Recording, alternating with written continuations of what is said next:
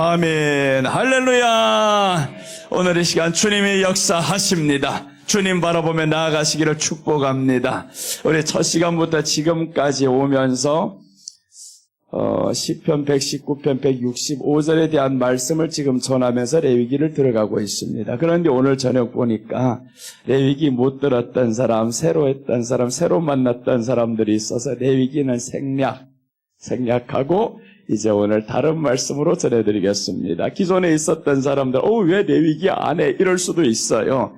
그런데 레위기가 오늘 마지막 하나가 남아서 시작했었던 그 말씀의 셋째가 남았습니다. 그것 전하자면 앞에 두 개를 또 시작해야 되고 1장부터 9장까지 또 시작해야 되고 끝이 안 나. 시작만 하다가 다 말합니다. 그래서 오늘 이 시간에 다른 말씀 전하도록 하겠습니다. 자, 우리 하나님 말씀 먼저 보겠습니다. 시편 119편 165절 보시면 주의 법을 사랑하는 자들에게는 큰 평안이 있으니 그들에게 장애물이 없으리로다 라고 했습니다. 그들에게 장애물이 없으리로다. 여러분, 장애물이 없으면 참 좋겠죠. 그런데 어떤 사람에게 장애물이 없냐? 거꾸로 올라가면 됩니다. 평안이 있으면 장애물이 없다. 그 평안은 어디에서 오냐? 주의 법을 사랑하면서 온다라고 했습니다. 여러분, 우리 안에 장애물이 없어서가 없는 게 아닙니다. 그 장애물보다 큰 평안이 있으니까 이 장애물을 우리는 이길 수 있습니다. 장애물처럼 보이지 않는 거죠. 그런데 그 평안이 어디에서 온다고 했냐면 주의 법을 사랑하는 자들에게는 라고 했습니다. 오늘 주의 법을 사랑하는 것이 무엇인지 한번 보겠습니다. 그럼 내가 어떻게 하는 것이 주의 법을 사랑하는 것인데요? 성경이 말씀하고 있어요. 성경이 주의 법을 사랑하는 것이라는 게 무엇이냐? 자, 한번 이사야서 1장 12절 보시면 주의 법을 사랑하는 것이 이런 것들이다 라는 것을 한마디로 딱 요약이 됩니다. 자, 보시면 이렇게 말씀합니다. 너희가 내 앞에 보이러 오니 이것을 누가 너희에게 요구하였느냐? 내 마당만 밟을 뿐이라 라고 했죠. 주의 법을 사랑한다라는 것은 무엇이냐면 하나님 앞에 얼굴 뵈러 가는 겁니다. 여러분, 지금 우리가 하나님 앞에 얼굴 뵈러 왔어요. 그런데 하나님이 보이지 않는데요? 보이지 않는 하나님 어떻게 뵙니까? 그렇게 물어볼 수도 있습니다. 성경은 하나님이 우리들 눈에 보이지 않지만 보는 것처럼 행동을 해야 됩니다. 왜 그러냐면 성경이 분명히 말씀하죠. 너희가 내 앞에 보이러 오니라고 했습니다. 우리가 하나님을 보는 것이 아니라 하나님이 우리를 보고 계신다라는 겁니다. 우리가 하나님 앞에 나올 때는 하나님이 우리를 보고 계신다라는 사실을 알아야 됩니다. 그 사실을 아는 사람이 바로 주의 법을 사랑하는 사람들입니다. 내가 하나님 앞에 나아가는데 예배드리러 나아가는데 하나님 날 보고 계시네요. 이걸 알아야 되죠. 하나님은 하늘에 계신 우리 아버지여라고 이렇게 시작합니다. 주기도문은. 그럼 하늘에 계신 우리 아버지여라는 것은 하나님은 하늘에 계신 하나님이다. 하늘이라는 것은 우리와 멀리 계신 그 뜻을 말하는 게 아닙니다. 만유에 계신 하나님이다. 우주 공간에 계신 하나님이다. 그래서 그 하나님을 에녹이 동행하였습니다. 에녹이 하나님과 동행했어요. 그 시대에 많은 사람들이 동행했을까? 그렇지 않습니다. 한 사람밖에 없었습니다. 이 땅에서도 하나님과 동행하는 사람 많을까? 그렇지 않습니다. 그 이름을 부르는 사람 많습니다. 그럼 그 이름을 부르는 사람들은 어떤 사람이어야 하냐면 그가 계신 것을 인정해야 됩니다. 히브리서 11장 6절 말씀하는데 믿음이 없이는 기쁘시게 못하나니 라고 했습니다. 그 믿음이 무엇인가 성경 말씀하잖아요. 그 믿음이 무엇이냐? 그가 계신 것을 인정하는 것이 믿음이라는 겁니다. 그냥 내가 바라는 것 주실 줄 믿습니다. 그건 믿음이 아닙니다. 그건 어떻게 말하면 내 마음에 원하는 걸 그냥 강제로 달라 할 뿐이지. 그런데 성경이 말하는 믿음 한번 보겠습니다. 믿음이 없이는 하나님을 기쁘시게 하지 못하나니 하나님께 나아간 자는, 자 보세요. 이제 설명하죠. 믿음이 없이는 하나님을 기쁘시게 하지 못하나니라고 했습니다. 하나님께 나아가는 자, 이제 믿음의 이 모든 내용을 설명하는 거죠. 그 믿음의 내용은 하나님께 나아가는 자는 반드시 그가 계신 것과 자, 그 다음에 그가 자기를 찾는 자들에게 상 주신이심을 믿어야 할지니라. 그러니까 믿음의 두 가지를 말씀하죠.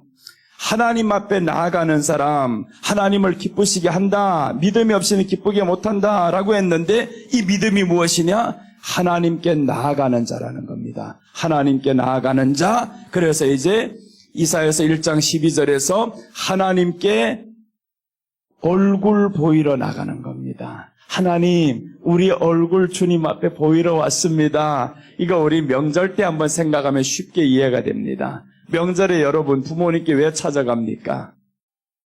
얼굴 보이러 가는 겁니다. 내가 얼굴 보고 싶어서 그 마음은 적어요. 자녀들이 얼굴 보고 싶어서 부모님께 가는 것보다는 우리 얼굴 보여드리러 가는 겁니다. 그게 부모를 향해 가는 마음이잖아요. 하나님도 오늘 말씀하죠. 하나님께 보이러 오니라고 했습니다. 하나님께 보이러 가는 겁니다. 우리를 하나님께 보이러 간다. 그래서 십계명 1계명이 바로 너희는 나 외에 다른 신을 두지 말지니라. 두지 말지니라고 했습니다. 우리가 자칫 잘못하면 어떤 생각하냐 하면 섬기지 말라는 것으로 알고 있습니다. 두면 안 됩니다. 두지 말아야 된다. 나 외에는 그 말은 하나님 앞에서 외라는 것은 얼굴이란 뜻입니다. 내 얼굴 앞에 가리지 말라, 두지 말라라는 거예요. 나와 너희 사이에 그냥 이렇게 보게 만들어라. 얼굴 가리지 말라. 그래서 이사야서 1장 12절에서 우리가 보았던 말씀이 하나님 앞에 보이러 간다라는 겁니다. 보이러 가는데 여러분, 이런 것들을 얼굴 다 가려버렸습니다. 그럼 이게 보이는 게 아니잖아요. 그래서 우리가 하나님 앞에 보이러 가는 겁니다. 또 이제 다른 말씀 보시면 이런 말씀들을 성경 안에 꽉 깔렸습니다. 아가서 2장 14절 한번 보세요. 아닌가? 아가서 2장 14절은 고난 중에 있는 성도를 의미합니다. 고난 중에 있는 성도를 향해서 하나님이 말씀합니다. 아가서 2장 14절 보시면 바위틈, 낭떠러지, 은밀한 곳에 있는 나의 비둘기야, 내가 내 얼굴을 보게 하라. 자, 보세요. 하나님을 향해서 너 내 얼굴 봐라. 그렇게 말씀을 안 했어요. 내가 너희 얼굴 보게 하라는 겁니다. 하나님은 우리를 보기를 원한다. 그러니까 너희가 내 눈앞에서 너희를 가리지 말라는 거야. 가리지 마라. 그런데 오늘 이 사람이 어떤 환경이냐 하면 나의 사랑하는 비둘기야라고 했는데 이 비둘기가 누구예요? 바위 틈, 낭떠러지, 은밀한 곳에 있는 비둘기야라고 했습니다. 비둘기는요, 안전한 곳에 있는 게 비둘기입니다. 평지에나 평원이나 공원이나 이런 곳에서 있죠. 그런데 이 비둘기가 어디에 있냐면 위험한 장소에 있잖아요. 바위 틈에 있잖아요. 그게 성도의 모습이라는 겁니다. 우리는 안전한 곳을 원하는데 살다 보니까 그렇지 않아요. 바위 틈에 서 있습니다. 위험한 곳에 있습니다. 이때 하나님은 뭐라고 말씀하냐면 너희 얼굴 내게 보게 하라 라고 말씀하죠. 여러분 고난 가운데 있을 때 하나님 얼굴 우리가 하나님을 찾기는 찾는데 내 얼굴 하나님 앞에 보이러 가는 겁니다. 하나님은 오늘 환난 가운데 있는 성도를 향해 말씀하죠. 내 얼굴 내게 보이게 하라. 바로 말씀하잖아요. 비둘기야. 그 비둘기 누구냐 하면 나의 비둘기야 라고 했습니다. 나의 비둘기야. 내가 내 얼굴을 보게 하라. 네 소리를 듣게 하라. 그래서 소리를 듣게 하라라는 것은 하나님과의 교제를 의미합니다. 얼굴 보였으면 교제가 있어야 되잖아요. 그래서 우리가 기도, 너무 일방적인 기도만 하면 안 된다라는 겁니다. 기도라는 것은, 하나님이라는 것은 아버지라고 부르잖아요. 아버지 부르면 이 아버지와는 인격적인 관계다, 사랑의 대상이다, 족보가 회복이 되었다, 이런 뜻이 다 담겨 있습니다. 우리 아버지 하면서 여러분 아버지 다 있잖아요. 아버지 없이 어떻게 우리가 있겠어요? 아버지 하는데 그 아버지가 인격적으로 대하지 않습니다. 꽃보다 못한 존재예요. 있으나마나 그냥 무시해버리는 아버지, 그럼 이 아버지는 속상할 겁니다. 그런데 우리가 하나님을 그렇게 대할 때 있나 없나 한번 생각해 보세요. 너무 많다라는 겁니다. 그러니 하나님은 너희가 내 앞에 올 때 얼굴 보이러 나오라. 얼굴 보이러 나오라. 여러분 교회 왜 나갑니까? 하나님 앞에 얼굴 보이러 나가는 겁니다. 하나님 보러 나가는 거지 사람 보러 나가는 게 아닙니다. 나 오늘 교회 가서 누구하고 약속 있는데요. 그럴 수도 있어요. 믿음의 초보일 때는. 그러나 하나님의 말씀의 원리는 얼굴 보이러 하나님께 나아갑니다. 하나님은 우리를 지금도 기다리고 계셔요. 그래서 하나님 앞에 나아갈 때마다 얼굴 보이러 나가는 것이 믿음이다라고 히브리서에서 말씀하죠. 하나님께서 그가 계신 것과 라고 했습니다. 하나님은 지금 교회에서 우리를 기다리고 있고 예배의 장소에서 우리를 기다리고 있습니다. 그러니까 여러분들이 하나님 앞에 나아갈 때 이제 그가 계신 것과 믿으시기 바랍니다. 그가 계셔서 내 얼굴 보기를 원한다. 그 다음에 하나님이 그가 자기를 찾는 자들에게 상 주심을 바라봄이라 라고 했습니다. 자기를 찾는 자들에게 상 주시겠다. 그 상이 어떤 상이겠어요? 땅의 것일까 하늘의 것일까? 하늘의 것입니다. 하늘의 것으로 상을 주시겠다. 그렇게 우리가 하나님을 원하고 주님 앞에 내 얼굴 보여드리기를 원하자면 내 앞에 가림막이 없어야 됩니다. 그래서 우리가 제거해야 될 것이 하나가 있는데 내 앞에 가림막을 제거하자. 그것이 어떤 것인지 몰라요. 사람일 수도 있고 환경일 수도 있고 하나님 앞에 가리는 것들은 무조건 없애버려야 됩니다. 이거 없애지 못하면 믿음이 아닙니다.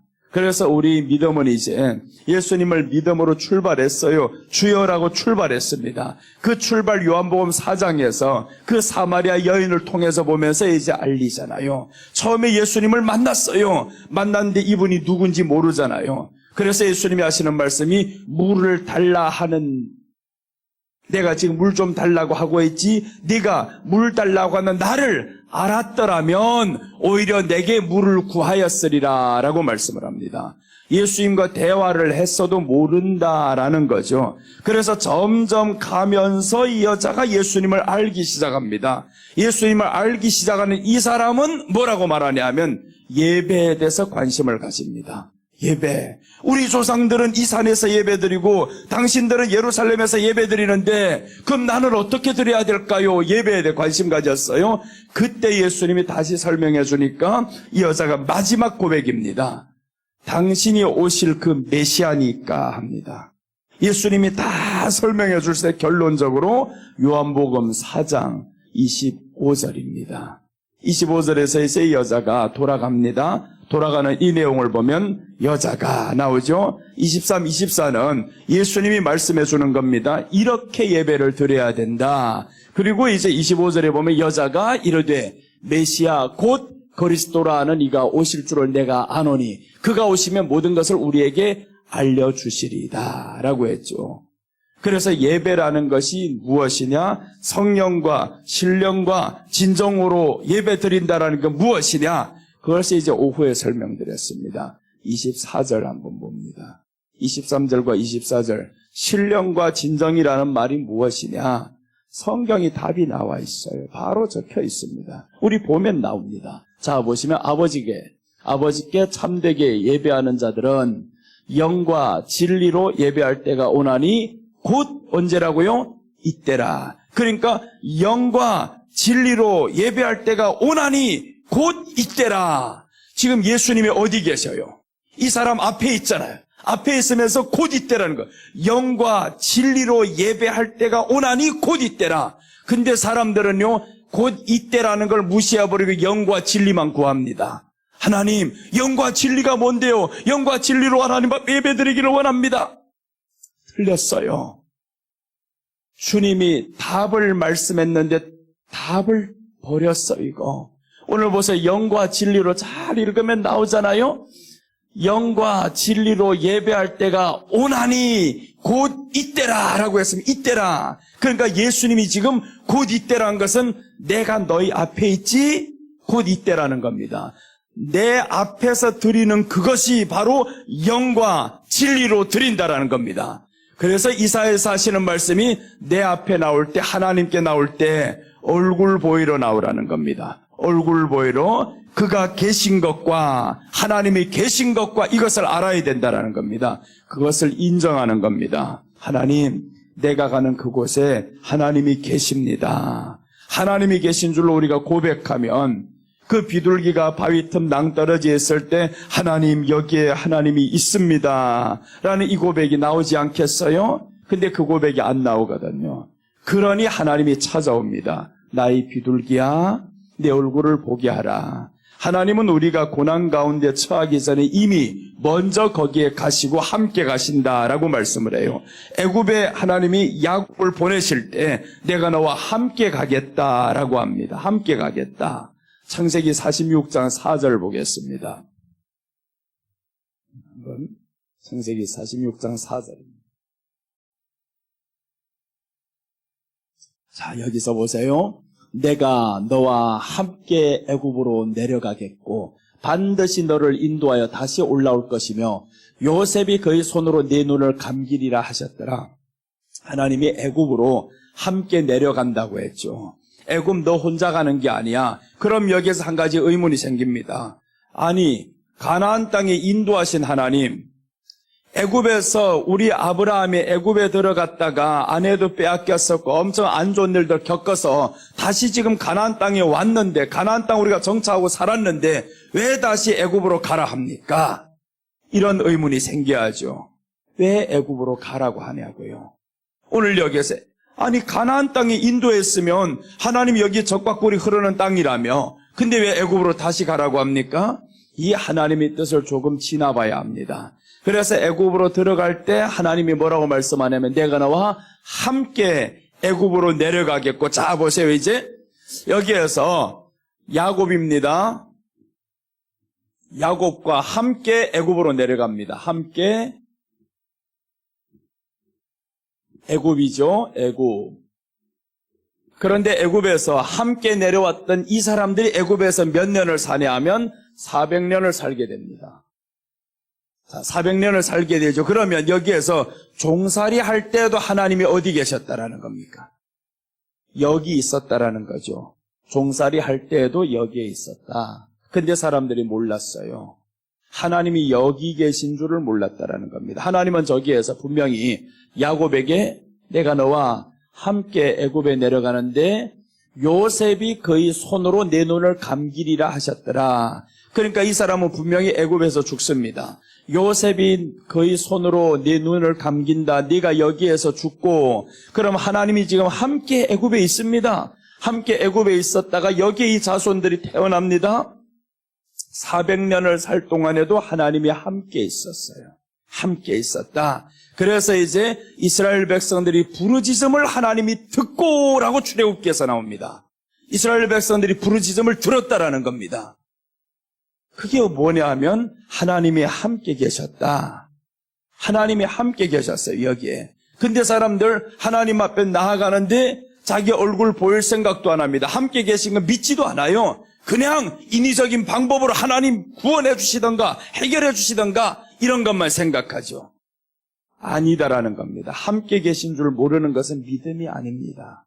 여러분, 우리 믿음을 이제 재점검을 해야 됩니다. 하나님 앞에 나아갈 때 하나님이 함께 계십니다. 하나님이 여기 계십니다. 이사야서 1장 12절 다시 한번 본문으로 돌아오겠습니다. 다시 돌아오면 이제 위로 한번 다 올라가 볼게요. 이 말씀들 다 하나씩 이제 올라가면서 보면 너희가 내 앞에 보이러 오니 이것을 누가 너에게 요구하였는 내 앞에 보이러 온다라는 겁니다. 하나님 앞에 보이러 간다.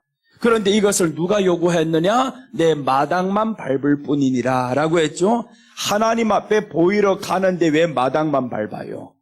마당만 밟는다라는 뜻은 뭐냐 하면 그 뜻은 짓밟다라는 뜻입니다. 사람을 짓밟다, 뭉개다.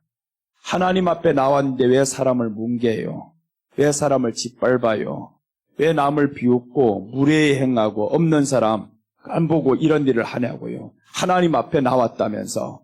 그러니까 하나님 얼굴 보이러 온 게 아니라는 거죠. 형식적인 예배로만 꽉 찬 이 모습들. 그래서 하나님 앞에 나아가는 것은 얼굴 뵈러 나가는 것이다. 얼굴 보이러 나가는 것이다. 더 나아가서 여기에 하나님이 400년 사는 동안에도 함께 있었다. 근데 사람들이 세월이 흐르다 보니까 다 잊어버립니다. 야곱 때까지는 알았어요. 하나님이 함께 하시네요. 알았는데, 그런데 야곱이 죽고 요셉이 죽고 가다 보니까 사람들 하나님이 여기 계신 것을 모릅니다. 다 잊어버렸어요. 우리가 그렇지 않을까요? 우리 믿음 생활 가운데 하나님이 나와 함께 계십니다라고 고백은 하는데 함께 계신 삶을 살아가고 있는가? 그 다음에 이제 위로 처음에 봤었던 말씀 시편 119편 165절에서 주의 법을 사랑하는 자에게는 큰 평안이 있으니 이제 이 말씀입니다. 우리 처음에 읽었었던 말씀이죠. 주의 법을 사랑하는 자에게는 큰 평안이 있으니 그들에게 장애물이 없으리다. 그러니까 사람들이 원하는 것은 그냥 뭐만 없기를 원하냐 하면 하나님 함께 계시면 애굽에 계시면 장애물 없애주세요. 요 하나만 원하는 거잖아요. 예수님 믿는데 함께 계신 증거가 장애물 없애주세요. 고난 중에서 건져주세요. 이 하나만 원하면 안 된다라는 거죠. 그래서 오늘 이것을 거꾸로 올라가면 장애물 없애는 거 큰 평안이 와야 된다. 이 큰 평안입니다. 큰 평안은 어디에서 오냐? 주의 법이다. 주의 법. 이 법을 사랑하면서 옵니다. 자, 주의 법을 사랑하면서 오는 것이다. 이 주의 법을 사랑하면서 오는 것이 큰 평안을 얻는 것이고 큰 평안이 오니까 장애물보다 평안이 더 큽니다. 그래서 우리가 항상 기뻐하라는 것은 어디 안에서요? 예수님 안에서 기뻐하라는 거죠. 범사에 감사라는 게 감사가 돼서 검사에 감사하는 게 아닙니다. 주님이 주신 구원의 은혜가 지금의 환경보다 더 크니까 감사가 되는 겁니다. 비교가 되니까. 주님 앞에 받은 이 은혜가 더 크다. 주님이 구원해 주신 이 은혜가 더 크다. 그러니까 이 환경과 비교할 수 없으니까 감사가 되는 겁니다. 근데 감사가 안 되는 이유는 왜 그러냐 하면 주님이 주신 은혜는 언제부터인가 점점 서서히 사그라들기 시작했습니다. 그러면서 내가 처한 이 환경이 너무 커 보입니다. 그러니까 감사가 사라졌죠. 사람이 말을 들었을 때 왜 화가 났어요? 왜 기쁨이 없어졌어요? 그 사람의 말이 주님의 말보다 더 중요하니까. 그렇잖아요. 그게 현실입니다. 그래서 우리는 이 현실 앞에서 자신을 인정하며 주여, 주님이 없는 것처럼 행동했습니다. 그것은요, 목사나 성도나 직분자나 똑같습니다. 나도 목사이지만 똑같습니다. 나를 제외한 말씀이 아닙니다.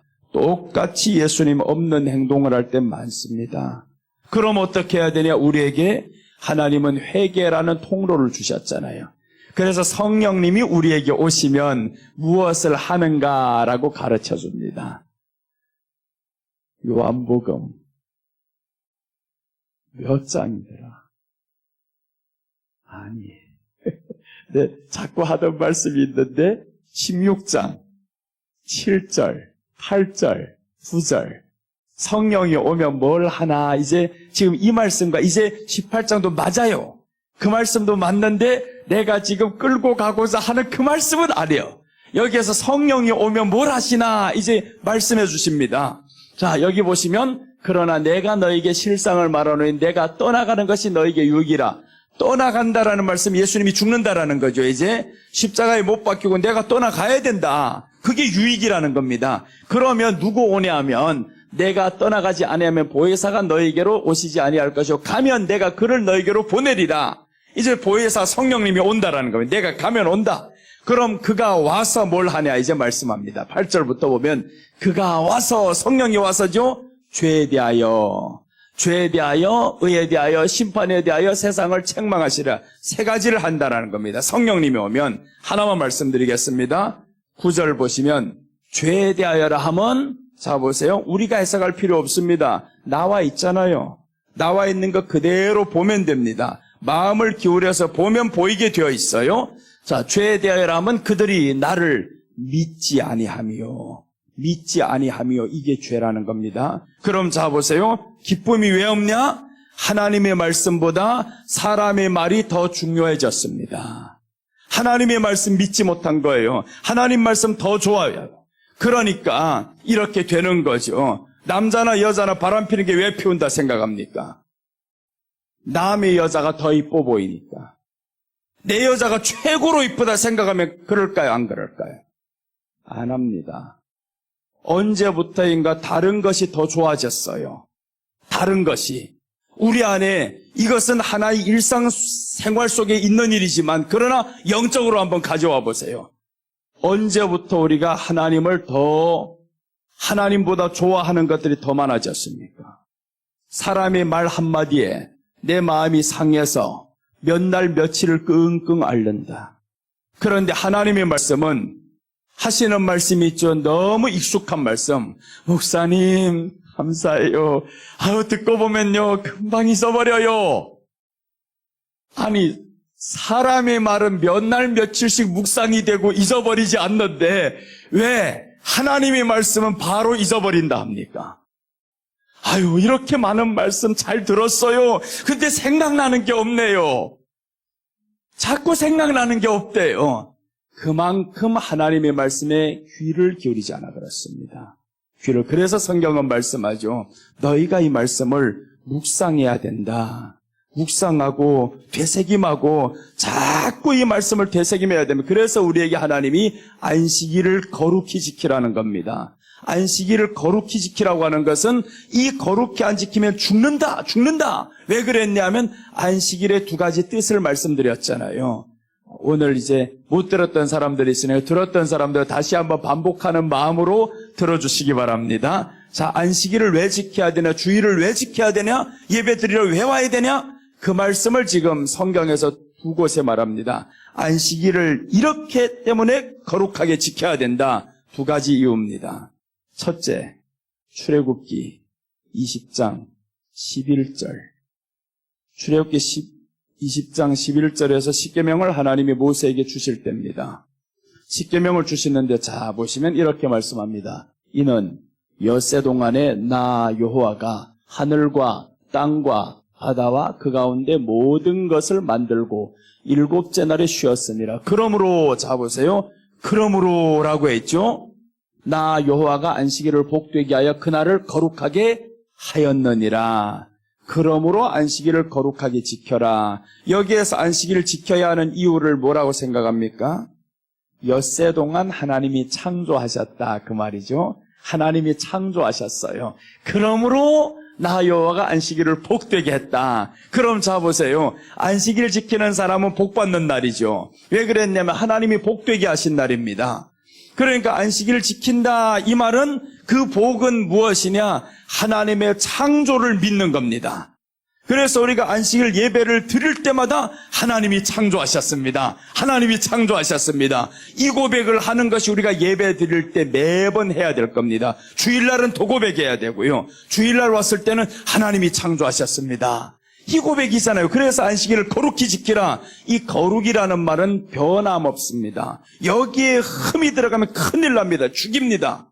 그러니까 우리가 이 거룩에 대해서 흠결을 입히지 않으려면 어떻게 한 게 거룩이냐면 하나님의 창조를 100% 믿는 겁니다. 하나님의 창조, 오늘 주일날 와서 하나님의 창조를 믿습니다. 하나님의 창조자입니다. 그 다음에 신명기 5장 15절. 두 번째 안식일을 지켜야 될 이유입니다. 다릅니다. 안식일 거룩히 지켜라고 다 똑같은 내용이 아닙니다. 안식일을 거룩히 지켜야 될 이유 두 번째. 이 두 번째를 뭐라고 말씀한? 너는 기억하라라고 했죠. 기억하라. 잊지 말라는 겁니다. 잊으면 안 된다 이거. 자, 그래서 너는 기억하라. 네가 애굽 땅에서 종이 되었더니. 아니 처음과 뭔가 다르잖아요. 처음은 하나님이 엿새 동안에 하나님이 창조를 하셨다. 그러니까 네가 안식일을 지켜라 했는데 여기는 아닙니다. 너는 기억하라. 네가 애굽 땅에서 종이 되었더니 네 하나님 여호와가 강한 손과 편팔로 거기서 너를 인도하여 내었나니 그러므로 네 하나님 여호와가 네게 명령하여 안식일을 지키라 하느니라. 자 보세요. 다르죠. 안식일을 지켜야 될 이유를 다르게 설명하잖아요. 처음에 안식일은 하나님이 창조를 했으니까 안식일을 거룩하게 지켜라고 했는데 여기서는 그러므로 하면서 아닙니다. 내가 너를 구원한 것, 크신 팔로 구원한 것, 이것을 하나님 앞에 기억하면서 지키는 겁니다. 그래서 우리가 주님 앞에 나올 때 주님이 계신 것과 창조주가 여기 계십니다. 구원자가 여기 계십니다. 이것을 고백하면서 나아가는데 이 두 가지 엄청난 사건이 내게 확 들어와 버렸습니다. 이게 들어와 버리면 자그마한 사건이 문제가 됩니까? 되지 않는다 그 말입니다. 그래서 그리스도 안에서 예수 안에서라는 것은 이 말씀입니다. 이것들이 우리 안에 확 믿어지도록 하나님 앞에서 예수님이 내 앞에 계신 것처럼 그렇게 하면 우리가 범사에 감사가 되고요. 쉬지 말고 기도하라는 건 이 두 가지를 기도하라는 겁니다. 두 가지. 쉬지 말고 뭘 어떻게 할 거예요. 그러니까 어떤 사람은 진짜 너무 고지식해가지고 쉬지 말고 기도해 하니까 시작부터 방언으로 8시간 하는 사람이 있습니다. 방언으로 밤새도록 8시간 유튜브에 이런 사람이 있어요 지금. 아주 이쁘게 생긴 자매인지 누군지 몰라. 그 사람이 방언을 시작해서 가르친다고 하면서 몇 시간을 방언을 하는 거예요. 야, 뜻도 모르는 방언. 그렇게 하면서 자기가 그게 기도인 줄로 알고 있어요. 그게 쉬지 말고 기도하라는 거. 그럼 8시간 하지 말고 쉬지 말고 기도하면 24시간 해야지. 왜 그럼 8시간밖에 안 하냐고. 그게 아니잖아요. 그러니까 오늘 하나님 앞에서 쉬지 말고 기도해야 될 게 무엇인가, 우리가 잊지 말아야 될 것이 있다라는 거죠. 하나님이 창조주입니다. 예수님이 구원주입니다. 이것을 잊지 말아야 될 것, 이게 24시간 잊지 말아야 됩니다. 그게 잊혀지지 않으면 범사에 감사가 됩니다. 오늘 이 자리에 빚진 자가 있어요, 없어요? 혹시 빚 있는 사람이 있어요? 빚 있는 사람이 있다 치면 얘를 왜 빚 없겠어? 있지. 그런데 빚이 예를 들어서 2억이에요. 2억. 빚이 2억인데 내 월급으로는 갚기 힘들 것 같아요. 300, 400 받아가지고 생활하고 나면 얼마도 남지 않는데 이거로 언제 2억을 다 갚아? 생각하니까 태산 같아요. 그런데 누군가가 지나가면서 2억이 아니라 20억을 줘버렸어요. 그럼 그 사람은 그 2억이라는 빚 때문에 걱정이 될까요? 안 될까요? 걱정이 안 됩니다. 근데 걱정되는 한 종류의 사람이 있어요. 그 종류의 사람은 20억 받은 것 모르는 사람. 그럼 이 사람은 그 2억이 늘 빚이 됩니다. 그 사람이 성경에 나오죠. 1만 달란트 빚진 사람이 100대 내로운 빚진 사람을 용서 못하는 겁니다. 하나님이 이 엄청난 것을 주셨는데, 그런데 이 받은 이 은혜를 모르니까 내게 빚진 사람 갚아. 조금만 시간 주세요. 안 돼. 이렇게 되어버리죠. 하나님이 크신 은혜를 모르고 살다 보니까 자그마한 것이 내게는 용납이 안 되고 용서가 안 됩니다. 그래서 우리가 하나님의 말씀이란 이 엄청난 존재를 모르고 사랑하지 않으면 사람의 말이 소중하게 들립니다. 너무 소중해. 그 사람이 상처 주는 말, 하는 행동 내게 너무너무 마음을 아프게 해. 그렇게 말하잖아요. 예수님을 아프게 한 사람들 얼마였습니까? 그렇게 많은 사람들 아프게 하는데 주님은 아파했을까 안 했을까? 아파 안 합니다. 내가 묵상해야 될 것은 하나님의 뜻이니라. 하나님과 함께하는 것이 내가 살아야 할 이 모든 삶이야. 주님이 아셔요. 그래서 십자가에 못 박힐 때 사람들이 다 떠나가고 그 떠나간 사람들 조롱하고 저주하고 이런 사람들인데 주님이 다시 찾아가죠. 그게 별도 없는 사람이어서 그래요? 아니죠. 하나님이 주고자 하는 사랑이 너희 배신보다 더 크니까 그렇습니다. 그 죄가 없어서 용서하는 게 아닙니다. 죄는 있어요. 그런데 너희 그 죄보다 하나님이 주고자 하는 그 사랑이 더 크니까 찾아가는 겁니다. 우리 안에 그래서 하나님을 향해서 주여, 내가 세상에 힘들어요. 가난이 있어요. 고난이 있어요. 그러나 내게 있는 이 고난과 가난보다 주님이 내게 주신 그 사랑이 더 커요. 그 고백을 하면 우리는 이길 수 있습니다. 그래서 주의 법을 사랑해야 된다라는 겁니다. 주의 법을 사랑하는 자. 그래서 우리 안에 성령이 오면 그가 와서 예수님 믿지 아니함을 우리에게 가르쳐 준다라는 겁니다. 그럼 자 보세요. 사람이 말로 인해서 찔렸어요. 지금 힘들어요. 우울증이 왔어요.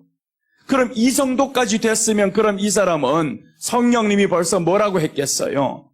내 말을 한번 묵상해봐라. 이런 말씀들이 들렸을 거란 말, 믿는 사람이라면 분명히 들렸습니다. 그런데 하나님의 말씀은 무시해버려요. 자기 감정만 생각합니다. 어찌 그럴 수 있냐고, 어찌 그럴 수 있냐고. 우리 교회 집사가 그랬어요. 이 집사가 어느 날 우울증이 와버렸는데 왜 우울증이 왔냐면 그렇게 사랑하던 남편이 바람나버렸어요, 이거. 아니, 자기 발마저도 씻겨주던 이 남편이, 그렇게 사랑하던 이 남편이 어느 날 자기가 보는데 다른 여자하고 모텔 들어가는 거 본 거예요. 미쳐 돌아갑니다. 이게 용서가 안 돼. 어찌 이럴 수 있냐. 용서가 안 돼. 도저히 이거. 그런데 이 집사님이 하나님의 말씀을 3주, 4주 교회에서 받으면서 이 마음이 약과 함께 치료가 됩니다. 우울증이 너무 심하게 왔을 때 약으로 해결해야 됩니다. 어찌할 수가 없어요. 통제가 안 되니까. 그래서 이제 약과 함께 하나님 말씀이 들어가고 하다 보니까 이 분노가 사라졌습니다. 이 분노가 사라진 채 더 큰 사랑이 내 안에 들어와 버렸어요. 더 큰 사랑이 들어오니까 그 사람이 내게 준 상처가 커 보이지 않아요. 상처는 물론 줬지, 아프지, 주이고 싶지. 그런데 그 마음보다 하나님이 내게 주신 사랑이 더 커요. 그걸 알았다라는 겁니다. 그러니까 치유가 되더라는 겁니다. 그래서 우리 안에 예수님 사랑하는 마음이 내 안에 가득하게 하옵소서. 그 말씀이 이제 시작할 때 주의 법을 사랑하는 자들에게는 큰 평안이 있으니 오늘 이 말씀입니다. 주의 법을 사랑하는 자에게는 큰 평안이 있다. 이 큰 평안이 있으니까 이 큰 평안이 장애물보다 더 커버렸어요. 장애물 없는 자가 어디 있어요? 다 있지. 그런데 이 장애물을 장애물처럼 보지 않는 것은 큰 평안, 주님의 사랑이 내 안에 너무 커요. 그러니까 장애물이 장애물처럼 보이지 않습니다. 그럼 여기에서 하나, 그냥 장애물이 있는데 그 사랑 때문에 이 장애물 그냥 이렇게 지나쳐야 되냐고요? 아닙니다.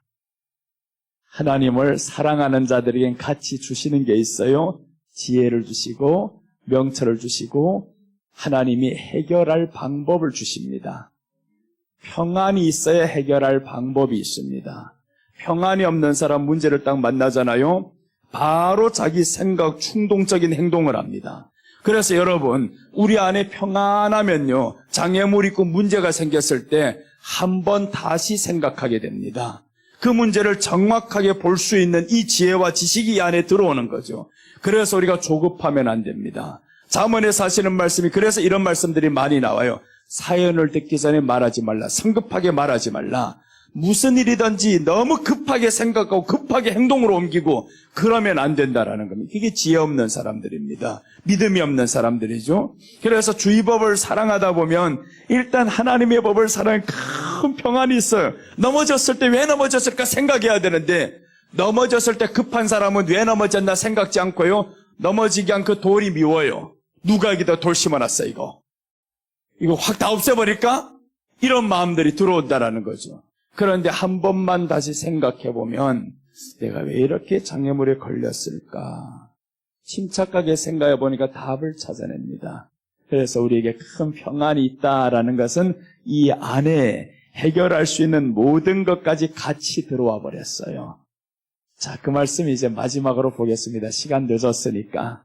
로마서 8장 32절에서 이 모든 말씀의 결론입니다.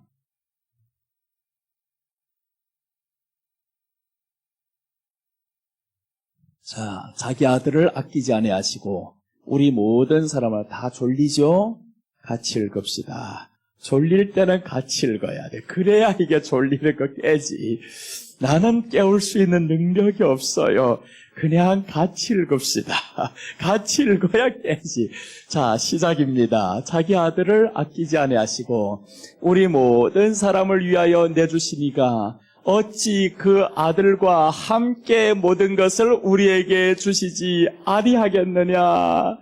아들과 함께 주신다. 아들과 함께 모든 것을 내어주신다. 그래서 큰 평안은 주의 법이 아들이잖아요.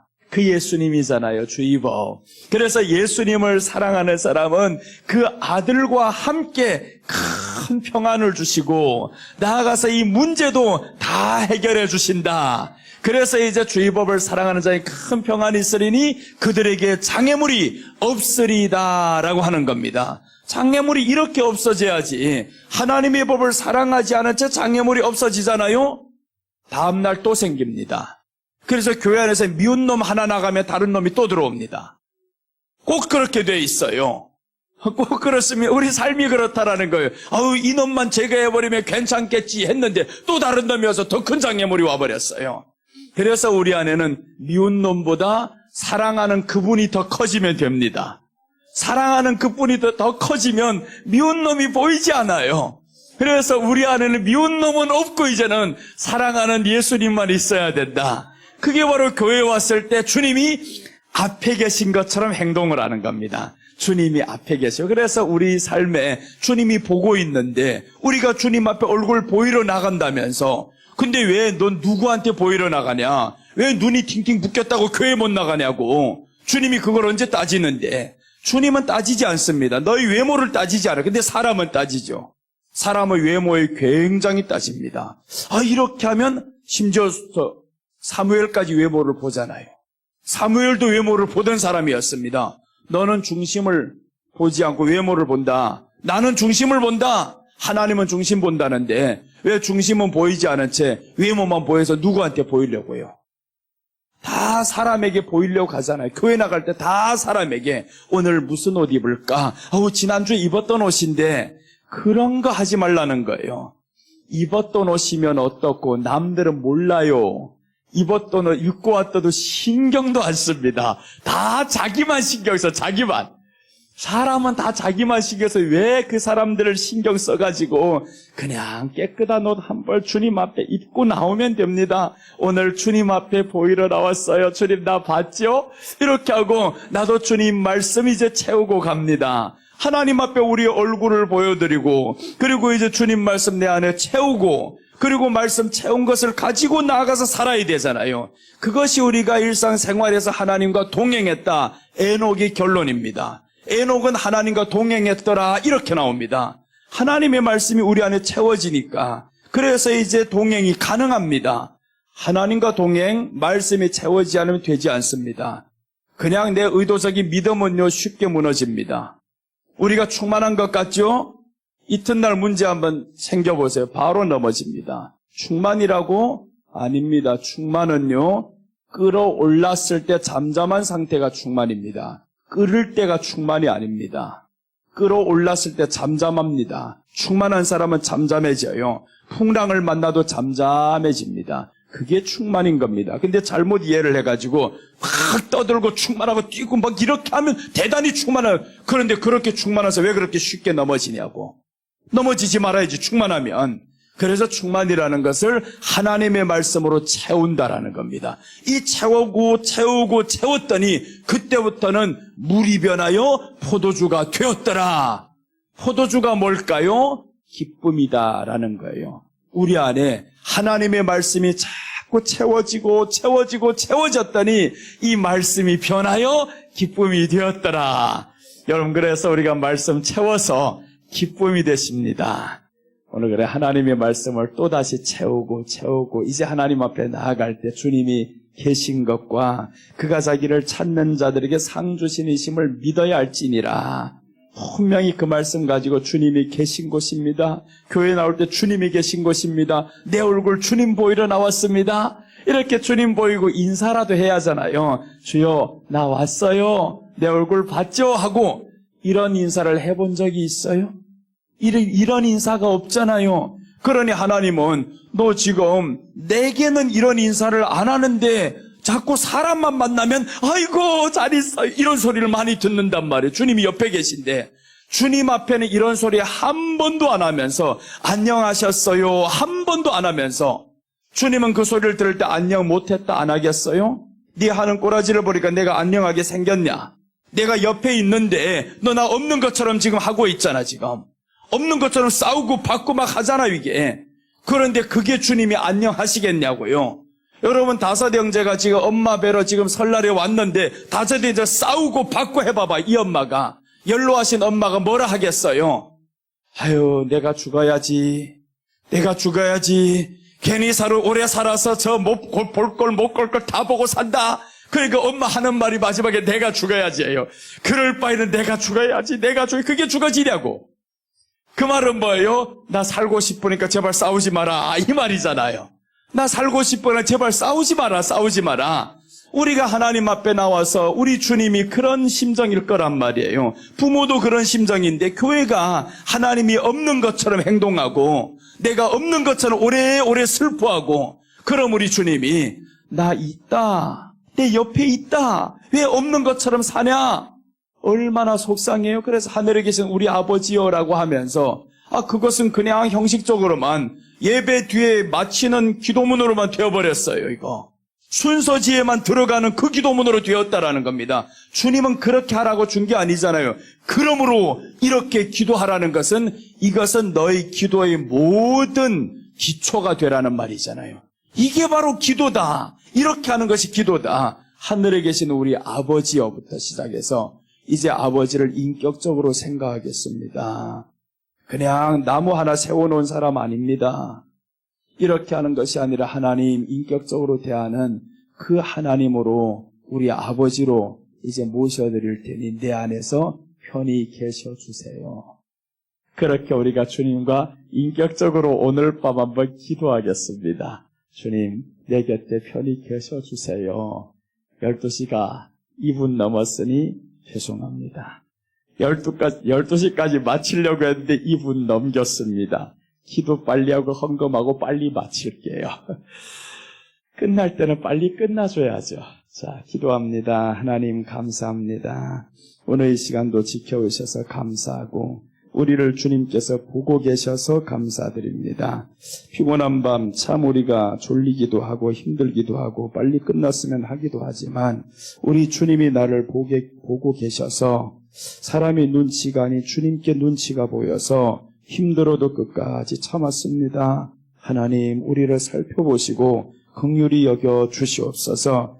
이제 주님과 교제하고 대화하는 이런 믿음이 되게 하시고 주님이 나와 함께 계시고 내 곁에 주님이 계시다라는 사실을 우리가 또한 인정하며 살아가는 믿음이 되기를 원하옵니다. 주님 이 시간 우리를 받아 주시옵소서. 예수님의 이름으로 기도드립니다.